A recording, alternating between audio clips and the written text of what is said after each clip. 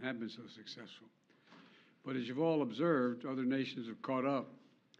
In the 21st century, in my view, I think the vast majority of the Americans, 12 years of universal education is not enough.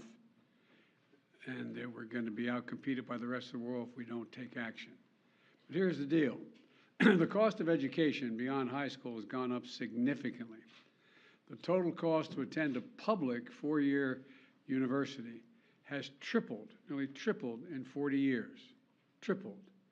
Instead of properly funding public colleges, many states have cut back their support. We were just talking about that in the Oval. Many states have cut back support for their state universities, leaving students to pick up more of the tab. And for 50 years, Pell Grants had been a key way for the federal government to help lower-income families, particularly those earning less than $60,000 a year, to send their kids to college. Those Pell Grants used to cover 80% of the cost of going to a public four-year college. Today, Pell Grants cover roughly 32%. That's 1/3 of the cost as opposed to before. It matters. I remember walking up, my dad, like probably a lot of your folks, cared a lot about your education. My dad's greatest regret was that he never got to go to college. And my dad was a very well-read man, particularly history, but it was a great regret. And he always say, "Joey, you're going to be a college man." And I'd say, "Dad, but what does that matter? I mean, you can still get fired if you're a college man." He said, "Yeah, but they can never take it away from you. They can never take your education away." And I remember my senior year, I got into one of the little Ivies, and I got into a number of schools, and we're trying to get the money, even with financial assistance, to be able to go there. We had 4 kids, all of us wanting to go to school. And I remember going down after a baseball game. I went to a really good school up in Claymont, Delaware, on the Pennsylvania border, and drove down to Newark, Delaware, where my dad worked at an automobile agency. And I walked in, and I had my spikes, and because the reason I was going down, when your dad works in an automobile agency, the great advantage, you get a new car to go to the prom, or a good used car off the lot. You think I'm joking? I'm not joking. And so I went down to my 51 Plymouth with beach towels for seat covers, and I had my uniform on, my spikes off. I ran in, and the woman's name was Mary, who ran the place. I said, "Mary, where's Dad?" She said, "He's out in the lane going into the repair shop." Give him my word, true story. And my dad was a well-dressed, refined fella, and I walked out, and my dad was pacing back and forth between the big garage door going into the repair shop and the door going out of the showroom. And he looked up, he said, "Oh, Joey, honey, I'm so sorry. I'm so sorry." And I thought, God, something happened. This is before cell phones. So something happened to one of my brothers or my sister or my mom or something. I said, "What's the matter, Dad?" He said, "I went to see," the guy's name was Charlie Delcher, who was a vice president of the Farmers Bank, which was a state-owned bank that did a lot of the financing of people wanting to purchase a car.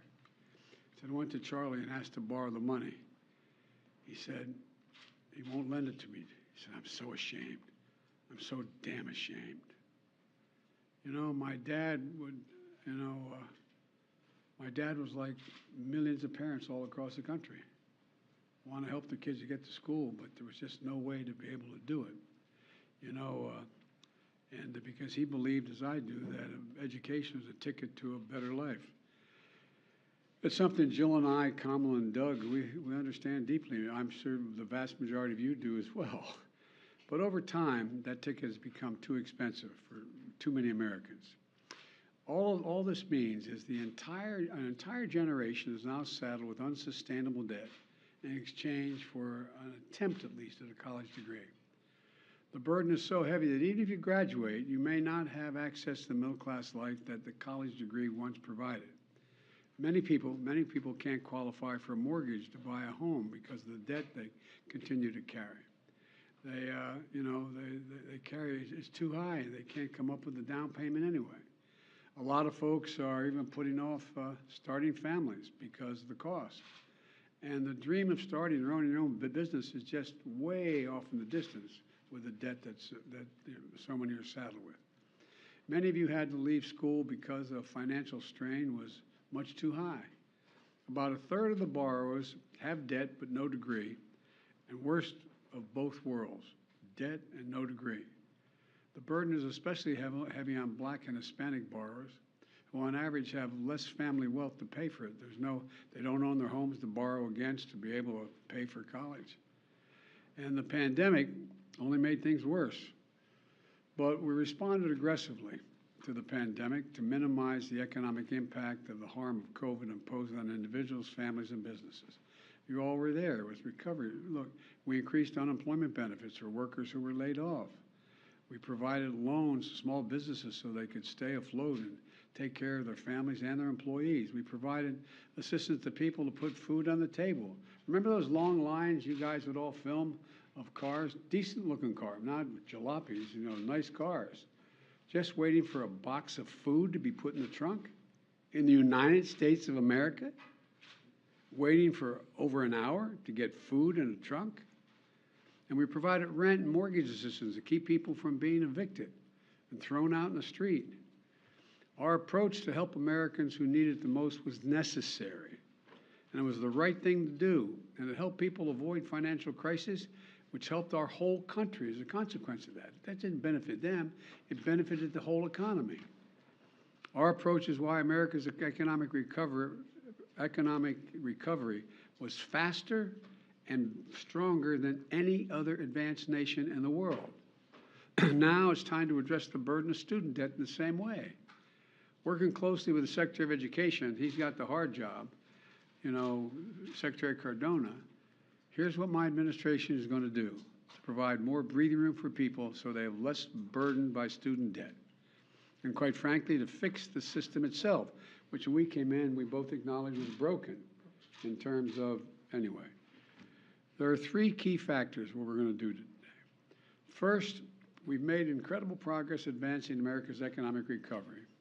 We've wound down pandemic relief programs like the ones on unemployment insurance and small businesses. It's time we do the same thing for student loans. Student loan payments pause is going to end. It's going to end December 30. I'm extending to December 31st, 2022, and it's going to end at that time. It's time for the payments to resume. Second, my campaign for president, I made a commitment. That would provide student debt relief, and I'm honoring that commitment today. Using the authority Congress granted the Department of Education, we will forgive $10,000 in outstanding federal student loans. In addition, students who come from low-income families, which allowed them to qualify to receive a Pell Grant, will have their debt reduced $20,000. Both of these targeted actions are for families who need it the most. Working and middle-class people hit especially hard during the pandemic, making under $125,000 a year. If you make more than that, you don't qualify. No high-income individual or high-income household on top of the 5%, in the top 5% of incomes, by the way, will benefit from this action, period.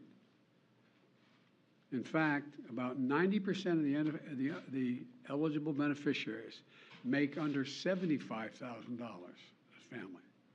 Here's what that means. If you make under $125,000, you get $10,000 knocked off your student debt. If you make under $125,000 a year and you received a Pell Grant, you'll get an additional $10,000 knocked off that total, for a total of $20,000 relief. 95% of the borrowers can benefit from these actions. That's 43 million people. Of the 43 million, over 60% are Pell Grant recipients. That's 27 million people who will get $20,000 in debt relief. Nearly 45% can have their student debt fully canceled. That's 20 million people who can start getting on with their lives. All this means people can finally crawl out from under that mountain of debt to get on top of their rent and their utilities, to finally think about buying a home or starting a family or starting a business. And by the way, when this happens, the whole economy is better off. In the coming weeks, the Department of Education will lay out in detail a short and simple form to apply for this relief, along with information when this application process opens. By resuming student loan payments at the same time as we provide targeted relief, we're taking an economically responsible course. As a consequence, about $50 billion a year will start coming back into the Treasury because of resumption of debt. Independent experts agree that these actions taken together will provide real benefits for families without meaningful effect on inflation. Let's be clear. I hear it all the time. How do we pay for it? We pay for it by what we've done. Last year, we cut the deficit by more than $350 billion. This year, we're on track to cut it by more than $1.7 trillion by the end of this fiscal year, the single largest deficit reduction in a single year in the history of America. And the Inflation Reduction Act is going to cut it by another $300 billion over the next decade because Medicare will be paying less for prescription drugs, and over $1 trillion if you add it out for the next 2 decades. The point is this: there is plenty of deficit reduction to pay for the programs, cumulative deficit reduction to pay for the programs many times over. I will never apologize for helping Americans, working Americans, middle class, especially not to the same folks who voted for a $2 trillion tax cut that mainly benefited the wealthiest Americans and the biggest corporations, that slowed the economy, didn't do a hell of a lot for economic growth, and wasn't paid for, and racked up this enormous deficit.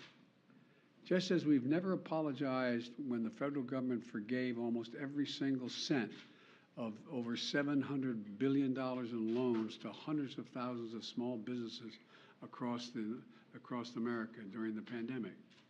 No one complained that those loans caused inflation. A lot of these folks in small businesses are working in middle-class families. They needed help. It was the right thing to do. So the outrage over helping working people with student loans, I think, is just simply wrong, dead wrong. Third thing, we're fixing the student loan program system itself. We've talked about this at length. This is really important.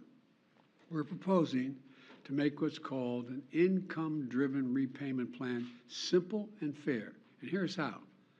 No one with an undergraduate loan today or in the future, whether for a community college or a four-year college, will have to pay more than 5% of their discretionary income to repay their loan. That's income after you pay the necessities like housing, food, and the like. You currently pay 10%. We're cutting that in half to 5%. And after you pay your loan for 20 years, your obligation will be fulfilled if it hadn't already been fulfilled, meaning you won't have to pay any more, period. And borrowers whose original balance was less than $12,000, many of whom are community college students, will be done paying just after 10 years. These changes will save more than $1,000 a year on average for the borrower. It's a game changer. We're also fixing what's called, and this has been the bane of driving me crazy when I was out of office, the Public Service Loan Forgiveness Program. Now, this program forgives student loans to encourage those students who have those loans if they go into public service. Think of the millions who are public school teachers, local police officers, workers at local charities, members of the military and the National Guard, and so many more. Think of the folks who work for federal, state, local, tribal governments, keeping essential services going, responding to natural disaster, all those firefighters and cops. The program is designed so that if you serve in one of these jobs, and we'll be able to list those and you'll be able to accurately assess whether you do, and make your loan payments for 10 years, even if it's not consecutive years, your remaining balance will be completely forgiven. It's a great idea, but the program's a mess. It's so inefficient and complicated, too many people just give up. Think if a service member defers their student loan payment while they're deployed. The system is so restrictive that their active duty service didn't count as public service, and the loan isn't forgiven as promised. It's outrageous. Well, the man to my left is going to fix it. The Department of Education has recently proposed changes that will make this program work better and over the long term, much better. And now the department issues emergency temporary changes to retroactively credit public service so it counts and loans are forgiven. Since I've been in office, more than 175,000 teachers, nurses, police officers have been able to get over $10 billion in loan forgiveness so far through this program. But this opportunity expires on October 31st, 2022. So my message to all servants, all public servants, all those who are the ones who are volunteering, is out with student debt to go. Here's what you want, if you're worried about how to do it, go to pslf.gov before October 31st to see if you qualify for public service student loan forgiveness. This is another game changer. And we're going to have people who are there to help get you, help direct you and work you through the process. And one more big change we're making to the system is we're holding colleges accountable for jacking up costs without delivering value to students. We've all heard of those schools luring students with a promise of big paychecks when they graduate, only to watch these students be ripped off and left with mountains of debt. And my predecessors looked the other way, for some reason, with good reason, to do anything about this fraud. My administration is taking it on. For example, the Department of Education works with private education associations to accredit colleges and universities so they can receive federal aid. Well, last week the Department of Education fired a college accreditor that allowed colleges like ITT and Corinthian to defraud borrowers. And combined with our emergency actions, the Public Service Forgiveness Program and other actions we've taken, we've been able to cancel more than $32 billion in student debt for 1.6 million borrowers, including those defrauded by these bad acting schools. Our goal is to shine a light on the worst actors so students can avoid these debt traps. Now, I understand not everything I'm announcing today is going to make everybody happy. Something is too much. I find it interesting how some of my Republican friends who voted for those tax cuts and others think that we shouldn't be helping these folks.